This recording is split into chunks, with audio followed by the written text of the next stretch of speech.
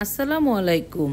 আজকে তৈরি করে দেখাবো বাচ্চাদের স্কুলে টিফিনের জন্য পুরো মাসের জন্য কিভাবে আমি চিকেন স্টিক তৈরি করে রাখি সেই সহজ রেসিপি। চিকেন স্টিক তৈরি করার জন্য এখানে আমি 500 গ্রাম মুরগির বুকের মাংস লম্বা লম্বা করে এভাবে কেটে ভালোভাবে ধুয়ে পরিষ্কার করে নিয়েছি।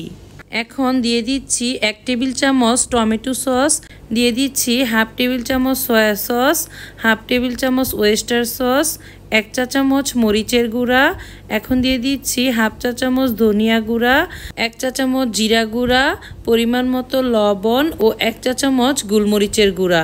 এখন সমস্ত উপকরণ হাত দিয়ে ভালোভাবে মেখে নিয়েছি। এখন আমি মুরগির মাংসটা 1 ঘন্টা ম্যারিনেট করে রাখবো। এখানে একটি বাটিতে আমি নিয়ে নিচ্ছি একটি ডিম, দিয়ে দিচ্ছি পরিমাণ মতো লবণ, গোলমরিচের গুঁড়া 1/4 চা চামচ, এখানে দিয়ে দিচ্ছি 1/4 কাপ ময়দা। এখন পরিমাণ মতো পানি দিয়ে আমি ভালোভাবে মিশিয়ে নিচ্ছি। এখন আমি এটা এক সাইডে রেখে দিচ্ছি।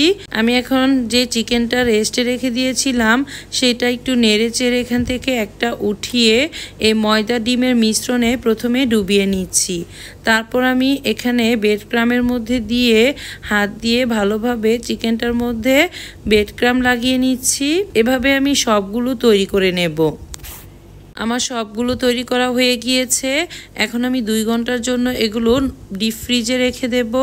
2 ঘন্টা পর ফ্রিজ থেকে বের করে আমি একটি বাটিতে রেখে দিচ্ছি। এভাবে রেখে দিলে একটার সাথে একটা লেগে যাবে না। যখন আপনারা ভাজবেন তখন 10 মিনিট আগে বের করে নর্মাল করে ভেজে নিলেই হবে। আমি সবগুলো চিকেনই ফ্রোজেন করে রেখেছিলাম। এখন আমি এই ফ্রোজেন চিকেনগুলোই ভেজে নিচ্ছি।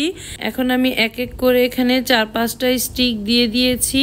চুলার আঁচটা মিডিয়ামে রেখে আমি 5 থেকে 7 মিনিটের মতো সময় নিয়ে চিকেন স্টিকগুলোকে গোল্ডেন ব্রাউন করে উল্টে পাল্টে ভেজে নেব। এভাবে চিকেন স্টিক বানিয়ে রাখলে বাচ্চাদের ঝটপট সকালে স্কুলে টিফিনে ভেজে দেওয়া যায়।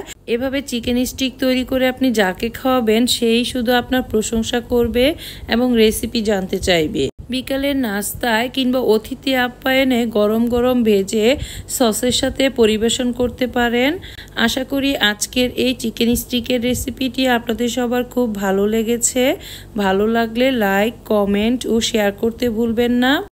এরকম নতুন নতুন রেসিপি দেখার আমন্ত্রণ জানিয়ে আজকের মতো এখানেই শেষ করছি। আল্লাহ হাফেজ।